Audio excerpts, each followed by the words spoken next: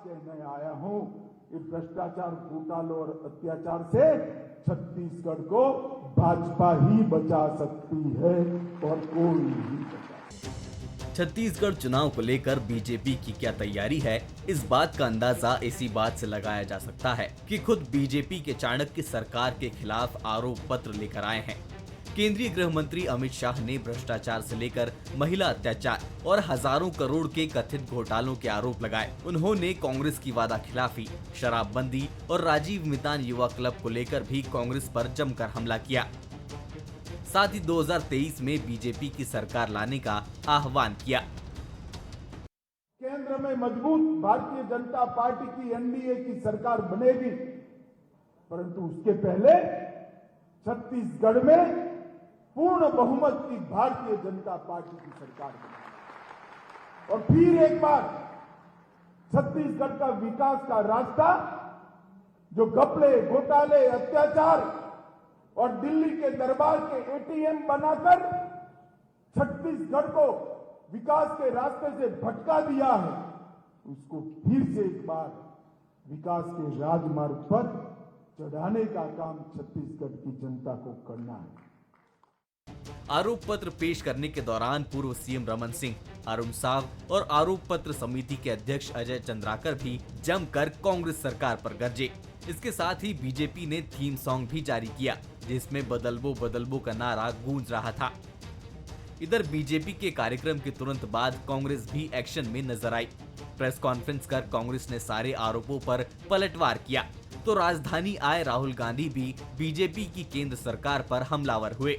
बीते शुक्रवार को कांग्रेस प्रभारी कुमारी शैलजा ने भी बीजेपी का काला चिट्ठा पेश किया था। उनके आरोप पत्र में वही चीजें हैं जो विधानसभा में बात कही, वही चीज है जो ईडी जो चालान प्रस्तुत की है, उसके अलावा और तो कुछ है ही नहीं है। रमन सिंह 15 साल रहे, पेशा नियम लागू नहीं कर पाया। रमन सिंह 15 साल रहे, जिस संवरा जनजाति के कार्यक्रम में गए थे, मात्रात्मक त्रुटि वो सुधरवा नहीं पाए। जब से हमारी सरकार आई है वो छत्तीसगढ़ी, अब वो छत्तीसगढ़ महतारी की तस्वीर भी लगने लगी है, राजगीत भी होने लगे हैं, छत्तीसगढ़ी में आरोप पत्र शुरू के, तो ये जो है वो हम लोगों के कारण से हुआ है। बयानबाजी से तर जिस तरह से अमित शाह हमलावर थे, इससे अंदाजा लगाया जा सकता है कि बीजेपी की एक तीर से दो निशाने साधने की तैयारी है। 2023 के साथ बीजेपी 2024 के लिए भी मैदान मजबूत कर रही है। हालांकि जनता आरोप पत्र बनाम काला चिट्ठा की जंग में किस पर मोहर लगाती है, ये देखने वाली बात होगी। छत्तीसगढ़ में मौसम का मिजाज जितना गर्म नहीं था, उससे कहीं ज्यादा पारा रायपुर में पहुंचे अमित शाह ने गरमा दिया। आरोपों के ताबड़तोड़ हमले ने भाजपा के तेवर भी बता दिए और इरादे भी। आज जिस तरह से अमित शाह सामने आए, उससे एक बात तो साफ हो गई कि भाजपा सिर्फ सियासी नजरें सिर्फ राजनेताओं की तरफ तरे हुए नहीं है, बल्कि निशाने पर कई अधिकारी भी हैं। कुल मिलाकर आज का आरोप पत्र बनाम कल का काला चिट्ठा एक नए सियासी माहौल की तरफ इशारा कर रहा है, जो आने वाले दिनों में भाजपा और कांग्रेस दोनों की पोल खोलेगा। नमस्कार, आज का मुद्दा में आप सभी का स्वागत है। मैं हूं आदित्य नामदेव। अमित शाह ने जिस अंदाज में आज घोटालों को लेकर घेराबंदी की और एक एक घोटाले हजारों करोड़ के बता दिए, वो एक नए तरफ इशारा कर रहा है कि ईडी और आईटी से फिलहाल तो छत्तीसगढ़ को छुटकारा मिलना नामुमकिन है। कुल मिलाकर कांग्रेस की जो आशंका है कि भाजपा चुनाव ईडी और आईटी के भरोसे लड़ेगी, कहीं ना कहीं ये सच साबित होगा। आज की चर्चा में बात करेंगे कि क्या पानी, बिजली, सड़क जैसे मुद्दे से अलग क्या भ्रष्टाचार भी बड़ा मुद्दा होगा। आरोप पत्र बनाम काला चिट्ठा का मुद्दा क्या आने वाले वक्त में दोनों ही पार्टियों के लिए नया ब्रह्मास्त्र होगा। आज चर्चा में इस बात को लेकर करेंगे कि आने वाले दिनों में क्या ईडी और आईटी के बूते भाजपा कुछ बड़ा कोहराम तो नहीं मचा देगी। हमारे साथ बातचीत करने के लिए तीन बेहद खास मेहमान मौजूद हैं। हमारे साथ धनंजय सिंह ठाकुर जी, वरिष्ठ प्रवक्ता हैं कांग्रेस के, बहुत स्वागत करता हूं मैं उनका। हमारे साथ अशोक बजाज जी हैं, भारतीय जनता पार्टी के वरिष्ठ नेता हैं, बहुत स्वागत करता हूं मैं उनका। हमारे साथ अनिरुद्ध दुबे साहब हैं, वरिष्ठ पत्रकार है, बहुत स्वागत करता हूं उनका। सबसे पहले मैं अशोक बजाज जी के पास चलता हूं। बजाज साहब, आज का आरोप पत्र कम विरोधियों को डराने का ज्यादा नजर आ रहा था, और हम तो आपको एक सलाह और देंगे कि आप इसका नाम काला चिट्ठा रख देते, क्योंकि काला चिट्ठा तो आप ही लोग खोल रहे थे, इतने करोड़ का घोटाला, उतने करोड़ का भ्रष्टाचार। बजाज साहब। आदित्य जी, 4.5 साल में केवल घोटाले ही घोटाले तो हुए हैं। अब एक छोटी सी पुस्तिका में सारे घोटाले आ भी नहीं सकते थे। अभी तो और कई प्रसंग छूटे हुए हैं, आने वाले दिनों में उसे भी लाया जाएगा। लेकिन सवाल इस बात का है कि इस सरकार ने जिस ढंग से जनता को सब जवाब दिखाया था चुनाव के पहले 2018 में कि हम ये कर देंगे वो कर देंगे, और 4.5 साल हो गए इनको, 4.25 साल हो गए, सरकार का अंतिम दौर चल रहा है। 4.5 साल तक इन्होंने जिस तरह से जनता के धन को लूटने का काम किया है, भ्रष्टाचार किया, बेईमानी की, बेईमानी करने वालों को छूट दी, और जिस प्रकार से आप देख रहे हैं कि जनता को कोई राहत नहीं मिली। किसान भी ठगा गए, कर्मचारी भी ठगा गए, नौजवान एवं छात्र भी ठगा गए, ग्रामीण भी ठगा गए, शहर वाले भी ठगा गए। हर तरफ अराजकता का माहौल है, चारों तरफ आप देखिए भय और आतंक का वातावरण चारों तरफ। बजाज साहब, जब आपने राम राज्य दिया था तो भी सरकार बदलने की जरूरत क्यों पड़ी छत्तीसगढ़ के लोगों को? जी बजाज साहब। देखिए, इन्होंने बताया ना, मैंने पहले बताया आपको आदित्य जी कि इन्होंने सब जवाब दिखाया कि हम कर्जा माफ कर देंगे। कर्जा कितना माफ हुआ? केवल अल्पकालीन ऋण माफ हुआ है, दीर्घकालीन इन्होंने माफ नहीं किया। और जो व्यावसायिक बैंक है उनके ऋण माफ नहीं किए, राष्ट्रीयकृत बैंक है उनके ऋण माफ नहीं किए। और इन्होंने कहा था कि हम नशा मुक्त छत्तीसगढ़ करेंगे। गांव गांव में शराब की नदियां बहने लग गई। स्वयं सहायता समूह का ऋण माफ करेंगे, उनका ऋण माफ नहीं हुआ।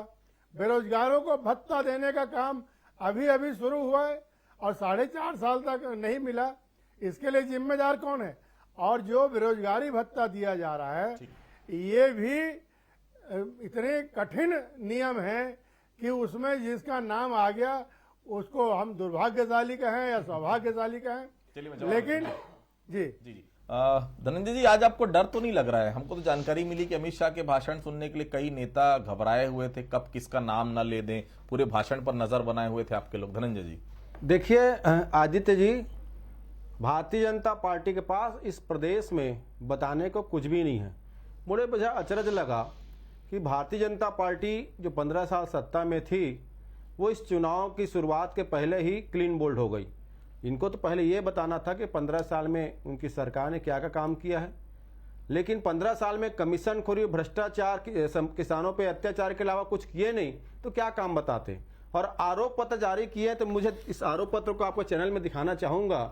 मुझे बड़ा हंसी आ रही भारतीय जनता पार्टी के नेता को, और खास करके अमित शाह जी की सोच को लेकर कि जितने भी इसमें उन्होंने स्थान दिया है, वो सारे चीजें किसी न किसी अखबार या जरूरत से ज्यादा जो खबरें हैं, किसी पोर्टल के द्वारा लिखी गई खबरें हैं, जिसमें मैं समझता हूं कि विश्वसनीयता की कोई कमी है उस चीजों में। और मैं 2-4 और चीजें आपको बताना चाहूंगा। इन्होंने एक आरोप लगाया है कि प्रदेश में 90,000 महिलाएं गायब है। अभी जो संसद चल रहा था, संसद में केंद्रीय गृह राज्य मंत्री ने जवाब दिया है कि प्रदेश में लगभग 49,000 महिलाएं लापता हुई थी, और उसमें छत्तीसगढ़ की पुलिस ने 45,000 से अधिक महिलाओं को, बेटियों का रिकवर करके घर वापसी करा दिया है। तो ये दो बातें कैसे होगी? भारतीय जनता पार्टी का केंद्रीय नेता है, केंद्रीय गृह मंत्री है अमित शाह जी, उसी का विभाग कह रहा है राज्य सदन में कि 49,000 महिलाएं लापता हुई थी, जिसमें 9,000 2018 के पहले थी, और उसको हमारी सरकार ने रिकवर किया है, और लगभग 45,000 से अधिक को रिकवर कर लिया। ये केंद्रीय सदन का जवाब है। और घोषणा पत्र में लिखते हैं, आरोप पत्र में लिखते हैं कि 90,000 बेटियां गायब हैं। अरे कुछ तो आंकड़ों का ध्यान रख लो, अपनी सरकार को क्यों बदनाम करते हो? यहाँ पे लिख रहे हैं कि 70,000 शिक्षकों की पोस्ट खाली है। तो हम तो पहले कहते थे भैया कि रमन सिंह ने शिक्षकों की भर्ती नहीं किया, हमारी सरकार में तो आज लगभग 35,000 शिक्षकों की भर्ती हो गई है। अरे आरोप लगा, किस पे लगा रहे हो आप? पूर्ववर्ती रमन सरकार पर आरोप लगा रहे हो। ये कहते हैं कि 5,000 करोड़ रुपए का चावल चोरी हुआ है, चावल में घोटाला हुआ है, 500 करोड़ का आरोप विधानसभा में लगाते हैं, और आरोप पत्र में 5,000 करोड़ की बात करते हैं। लेकिन वो 5,000 करोड़ नहीं है, वो रमन सरकार का 36,000 करोड़ रुपए का चावल चोरी का घोटाला है। एक बड़ा आरोप और बताना चाहूंगा मैं, एक बहुत बड़ा जो आरोप मैं इसमें पढ़ने का काम किया हूं। इन्होंने ठगी की बात कही है कि 20,000 लोग ऑनलाइन से ठगी हो गए। निश्चित तौर पर ठगी हो रहे हैं देश भर में। जब से नरेंद्र मोदी सरकार ने हर चीज को डिजिटल किया है, डिजिटल में सुरक्षा देने में नाकाम हो गए हैं। छत्तीसगढ़ नहीं, पूरे देश में नरेंद्र मोदी सरकार बनने के बाद ठगी हो रही है। तो सुधारने का काम किसका है? उस केंद्र में बैठी सरकार का है। राज्य सरकार पर आरोप लगा के बसते हैं। ठीक, अनिरुद्ध जी, ये परंपरा से हटकर कुछ आपको नजर आया क्या? मुझे तो ऐसा लग रहा है कि आज का जो आरोप पत्र बीजेपी ने जारी किया वही पुरानी परिपाटी। किसी ने मुझे बताया, आप शायद बेहतर उस बात के गवाह होंगे, कि 2003 में अजीत जोगी के खिलाफ भी इसी प्रकार का आरोप पत्र भारतीय जनता पार्टी ने बनाया था। अनिरुद्ध जी, देखिए क्या है कि आदित्य जी, मैं अब तक 5 घोषणा पत्र देख चुका हूँ। 2 कांग्रेस, 3 जो है कांग्रेस का और 2 भारतीय जनता पार्टी का। आपने जो है अजीत जोगी जी के शासनकाल के घोषणा पत्र की आपने बात की, वो भी बड़ा रंगीन तरह का जो है उसका कवर पेज था, जिसमें जोगी जी जो पुलिस की वर्दी पहने हुए हैं और गुंडा राज, कुछ ऐसा कुछ उसमें स्लोगन था। और अभी जो है भूपेश बघेल जी की जो छवि है ग्रामीण परिवेश और किसान नेता वाली है। तो आरोप पत्र का जो अभी आज जो भारतीय जनता पार्टी ने जारी किया, तो उसमें ग्रामीण परिवेश वाला जो एक कार्टून जो है दिखाया गया, ये मैं आपके सामने ला रहा हूं। और देखिए कुछ जो अलग बात है वो मैं आपके सामने बताना चाहूंगा कि अभी तक के जो घोषणा पत्र जो जारी हुआ करते थे, होते रहे, वो पार्टी कार्यालय में होते थे, चाहे वो कांग्रेस का हो चाहे वो भारतीय जनता पार्टी का हो। आदित्य जी, ये पहली बार हुआ है कि रायपुर के किसी भव्य ऑडिटोरियम में भारतीय जनता पार्टी का घोषणा पत्र जारी हुआ, जिसके लिए वीआईपी पास अलग से थे और जिसके लिए मीडिया पास अलग से थे। और ये पहली बार हुआ है आदित्य जी कि किसी आरोप पत्र, संशोधित कर रहा हूं मैं, कहीं घोषणा पत्र बोल दिया हूं, कि आरोप पत्र को जारी करने के लिए कोई केंद्र सरकार का मंत्री आया हो। ये भी आदित्य जी पहली बार हो रहा है। और आज के घोषणा पत्र में जो आदित्य जी जो खास बात थी, पहले क्या जो घोषणा पत्र होते थे दोनों पार्टियों के, तो सीधे उसमें आरोप जो है लाइनवार लिखे रहते थे। लेकिन आज का जो आरोप पत्र था उसमें कविता भी थी, बड़ी हस्तियों का संदेश भी था, कार्टून भी था, अखबारों की कतरनें भी थी, तो बहुत कुछ था। और एक चीज और है आदित्य जी कि 94 पेज का जो है ये जो आरोप पत्र जो था आज का 94 पेज का, तो भारतीय जनता पार्टी भी इस बात को बखूबी जानती थी कि प्रदेश में हर तरफ जो है इतनी मोटी किताब नहीं भेजी जा सकती, तो फिर क्या है कि एक ब्रोशर के रूप में भी उन्होंने एक जारी किया ये, तो वो बहुत बड़ी मात्रा में वहां उपलब्ध था और मैं समझता हूं कि पूरे प्रदेश में भेजा जाएगा। तो ये एक विशेष बात देखने लगी कि आज जो है बहुत बड़ा एक राजनीतिक इवेंट के रूप में इस अवसर को भारतीय जनता पार्टी ने भुनाया। जी बजाज साहब, आरोप पत्र आखिर बनाया किसने है? मुझे मालूम है कि भाई आरोप पत्र समिति के अध्यक्ष अजय चंद्राकर जी हैं, लेकिन जो चीजें बताई गई हैं बजाज साहब वो पहले से पब्लिक डोमेन में मौजूद हैं। आप लोग इसके पहले भी इन सब चीजों का आरोप आज से नहीं, पहले से आप लोग लगाते आए हैं। अपनी बनाई हुई आरोप की फेहरिस्त अमित शाह को तो नहीं परोस दिया आप लोगों। मैं इसलिए कह रहा हूं क्योंकि कुछ नयापन नजर नहीं है, क्योंकि अमित शाह अगर आरोप पत्र जारी करे तो हमने सोचा था बहुत कुछ नया होगा, बहुत कहीं ना कहीं सबूत भी आएंगे उस जो आरोप पत्र जारी करेंगे, लेकिन वही अखबारों की कतरनों के अलावा कुछ नहीं था। वो सब जो आप पहले से विधानसभा में बोलते आए हैं, सड़कों पर बोलते हैं, मीडिया में बोलते हैं। बजाज साहब, देखिए, कांग्रेस सरकार के खिलाफ में जो आरोप भारतीय जनता पार्टी पिछले दिनों लगाती आ रही है, चाहे गोबर का घोटाला हो, चाहे चावल का घोटाला हो, सदन में भी उठाया अपन ने, सड़क में भी उठाया, अब ये चुनाव का भी मुद्दा बन गया। तो कुल मिलाकर भ्रष्टाचार के खिलाफ जो भारतीय जनता पार्टी संघर्ष कर रही है, भारतीय जनता पार्टी के कार्यकर्ता संघर्ष कर रहे हैं, उसका एक प्रकटीकरण इस आरोप पत्र में है। और एक समिति हमारी पार्टी ने गठित की थी, उस समिति ने मेहनत करके और सारे अन्य स्रोतों से इसे प्राप्त करके इसे प्रकाशित किया है और आज इसे लॉन्च किया माननीय अमित शाह जी ने।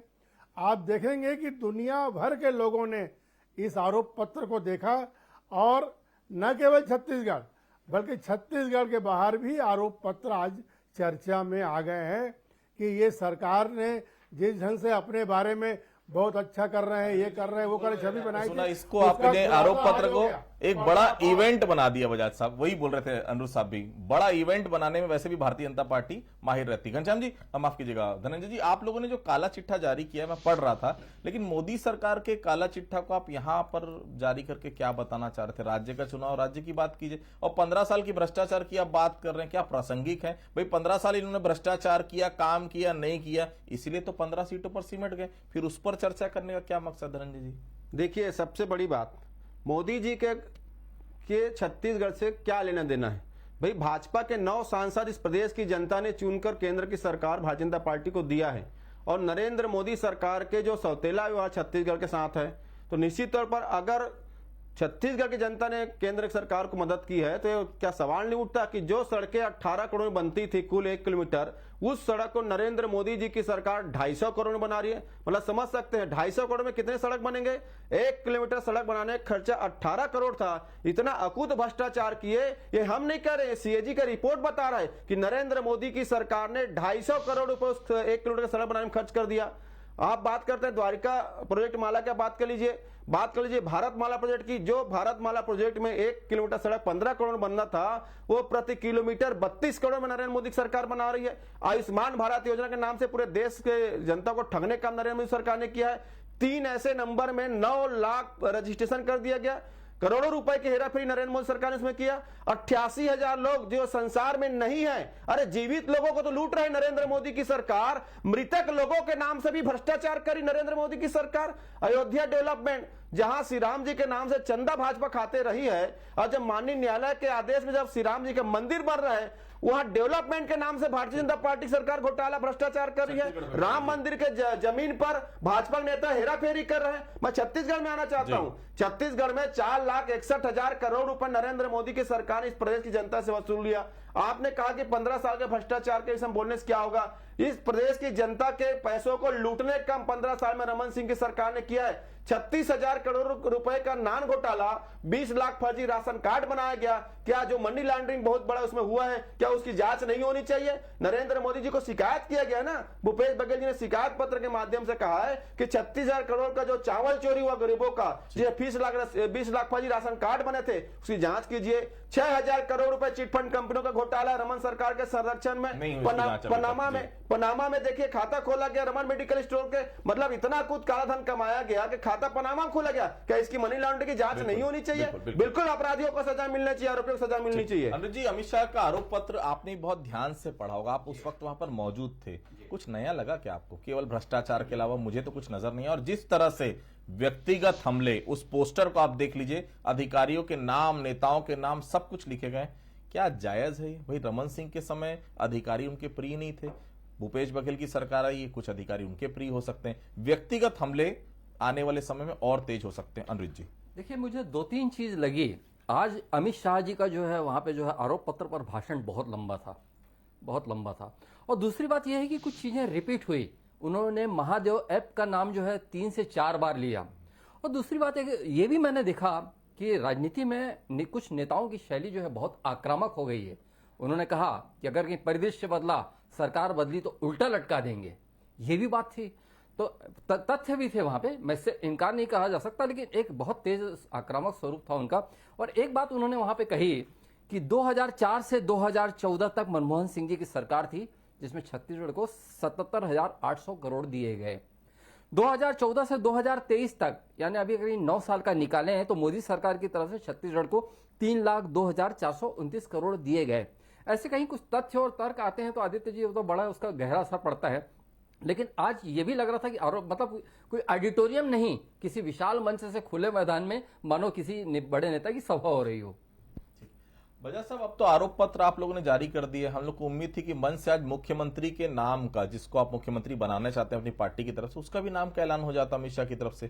केवल आरोप पत्र जारी करने के लिए अमित शाह को बुलाया था कि आपने इतनी बड़ी हस्ती, हमने सोचा था मंच से बहुत कुछ बड़ा देखने को मिलेगा। पार्टी में कोई मंथन हुआ क्या? कल देर रात की जो विरोध हो रहा है प्रत्याशियों को लेकर, उस पर भी कोई बातचीत हुई बजाज साहब? नहीं, देखिए अमित शाह जी स्वाभाविक रूप से दौरे में आए थे और उनके सानिध्य का लाभ भारतीय जनता पार्टी ने लिया। और इतने वरिष्ठ नेता हैं, चुनाव के चाणक्य माने जाते हैं पूरे देश भर में, और उनके द्वारा अगर ये जारी हुआ है तो निश्चित रूप से ये आरोप पत्र में लिखी हुई बातें घर घर में गूंजेगी। और ये चुनाव में स्वमेव मुद्दा बनने वाले पॉइंट इसमें दिए गए हैं। और जिस तरह से चावल के घोटाले की बात आ रही है, प्रधानमंत्री आवास इन्होंने नहीं बनने दिया। 25 लाख परिवारों को प्रधानमंत्री आवास योजना से वंचित किया। गरीब बताइए मुझे आंकड़े बताएं, इसमें बताया गया है। बताइए, एक डाटा बताइए। 25 लाख आवास का रिकॉर्ड आपको कहां से मिला? 10 लाख आवास, 10 लाख आवाज चल 10 से लाख की आंकड़ा बता दीजिए मुझे, कहाँ से लाया? आपने Authentic वंचित बताइए, किया कहाँ से लाए हैं? है। इसी आरोप पत्र में हाँ, लिखा चलिए, है मैं से जवाब दूंगा दीदी। 25 लाख बन जाने चाहिए थे। हाँ दीदी, मैं जवाब कंप्लीट कर दूंगा। लीजिए उनको, फिर मैं आपको बताता हूँ जी। कंप्लीट कर लीजिए आपने भैया। लोगों को वंचित किया, गरीबों को पक्के छत से वंचित किया इस सरकार ने। ठीक। कितना अभी हमारे धनंजय जी आरोप लगा रहे थे कि फर्जी राशन कार्ड था हमारे शासनकाल में। अरे भैया, आपके ने 4.5 साल में इसमें से कितने फर्जी राशन कार्ड को निरस्त किया, ये तो बता दीजिए। आप बोलने भर गए हैं, आरोप लगाने भर अच्छा जानते सवाल, हैं, अच्छा लेकिन सवाल है। आपने कितने राशन कार्ड को अच्छा निरस्त सवाल किया, है। आप कहां से खोज के लाए, ये तो बताइए। अच्छा सवाल जवाब दे है। दीजिए धनंजय जी। ये 20 लाख फर्जी राशन कार्ड का जो आंकड़ा है, ये ईओडब्ल्यू ने पकड़ा था, जिसे बाद में बचाने का पूरा षड्यंत्र रमन सरकार ने रचा था और सबूतों को नष्ट करने का प्रयास किया। इसलिए ईडब्ल्यू से हम ईडी से जांच की बात करें। दूसरी बात, इन्होंने कहा कि 25 लाख लोगों को आवास नहीं मिला। हम कहते हैं इस प्रदेश के 40 लाख लोगों को आवास मिलता अगर नरेंद्र मोदी जी जनगणना करा लेते। 2011 के जनगणना के आधार पर 18 लाख लोग पंजीकृत है प्रधानमंत्री आवास के लिए। 4.25 साल तक रमन सिंह मुख्यमंत्री थे और 2011 के जनगणना में 18 लाख होने के बाद मात्र 2.5 लाख लोगों के मकान सैंक्शन 4.25 साल में कराए थे, प्रतिवर्ष 59,000। और हमारी सरकार ने प्रतिवर्ष 2,80,000 प्रधानमंत्री आवास बनाए हैं और 13 लाख के करीब मकान बनाए हैं। मैं पूछता हूं, हम तो 40 लाख लोगों को मिले जी। दूसरी बात, इनका पोस्टर देखिएगा आदित्य जी, जिस प्रकार से छत्तीसगढ़ी लोग देखेंगे, आप टुकनी लेके चलते हैं, सर में धोती पहनते हैं, कुर्ता पहनते हैं और बगल में थलट का चलते हैं। इन्होंने एक प्रकार से ऐसा भ्रष्ट पोस्टर बनाकर छत्तीसगढ़ियों को भ्रष्ट बताने का काम किया। मैं उसी पे आ रहा हूं। आज आपके कई नेताओं और अधिकारियों पर अमित शाह टारगेटेड वॉर कर रहे थे। ऐसा नहीं लगता आने वाले दिनों में आपके कई अधिकारी और कई नेता जेल जा सकते हैं? क्योंकि अमित शाह का कहना मतलब साफ है, केंद्रीय एजेंसियां तत्काल एक्टिव हो जाएंगी और अभी तक तो कई के पुलिंदे उन तक पहुंच भी गए। धनंजय जी, अमित शाह तो खुद टारगेट में है, जिनके गृह मंत्रालय के खिलाफ 1,45,000 से अधिक शिकायतें हो अमित शाह जी के, वो तो खुद टारगेट में है। पहले अपने ऊपर लगे आरोपों का जांच तो करा ले अमित शाह, क्यों नहीं कराते उन जांचों का? और सीएजी के रिपोर्ट में जांच करा ले। अमित शाह तो खुद, मैं कहूंगा, एक प्रकार से ढेर सारे आरोपों के आरोपी बन चुके हुए हैं। लास्ट सवाल अनुज जी, क्या लग रहा है आने वाले दिनों में हम इसी तरह के आरोप पत्र, काला चिट्ठा पढ़ने सुनने की आदत बना लेनी चाहिए? मतलब तनाव लेने लगे, एक दूसरे का मनोरंजन करते रहिए। पब्लिक की सरोकार, पब्लिक से जिस विषय में मतलब है, पब्लिक के सरोकारों से नेताओं को सरोकार रहना अब पूरी तरह से शायद बंद हो गया। अनुज जी, छत्तीसगढ़ के कांग्रेस नेता अभी इस चुनावी सभाओं में तो निश्चित रूप से केंद्र सरकार पे निशाना दागेंगे और भारतीय जनता पार्टी के जो है नेता, जो स्थानीय नेता छत्तीसगढ़ के नेता हैं, वो वहां की वकालत करते हुए केंद्र की छत्तीसगढ़ के जो है नेताओं पे जो निशाना साधेंगे। तो ये सब तो दौर चलता रहेगा। और जहां तक के मनोरंजन की बात है आदित्य जी, तो मनोरंजन कब नहीं होता? मनोरंजन तो होता है। देखिए क्या है कि अब मुद्दे जो है धीरे धीरे किनारे लगते जा रहे हैं। अब दूसरी तरफ से देखा जाने लगा है और नजरिया भी काफी कुछ हद तक जनता का बदल गया है। तो क्या भ्रष्टाचार बड़ा मुद्दा होगा 2023 के विधानसभा चुनाव में? क्या केवल भ्रष्टाचार के मुद्दे को ही सार्वजनिक करने अमित शाह आए थे, जिसे आरोप पत्र का नाम दिया गया? और इस आरोप पत्र का आम जनता पर कितना असर पड़ेगा? छत्तीसगढ़ का 2003, 2008, 2013, 2018 का चुनाव भ्रष्टाचार के मुद्दे पर बिल्कुल नहीं था, लेकिन क्या 2023 का विधानसभा चुनाव भ्रष्टाचार के मुद्दे पर जा रहा है? हम सबकी नजर रहेगी। आप सभी हमारे साथ जुड़े, आप सभी लोगों को बहुत बहुत धन्यवाद। तो आज का मुद्दे में फिलहाल इतना ही। बाकी खबरों के लिए आप बने रहिए बंसल न्यूज के साथ। नमस्कार।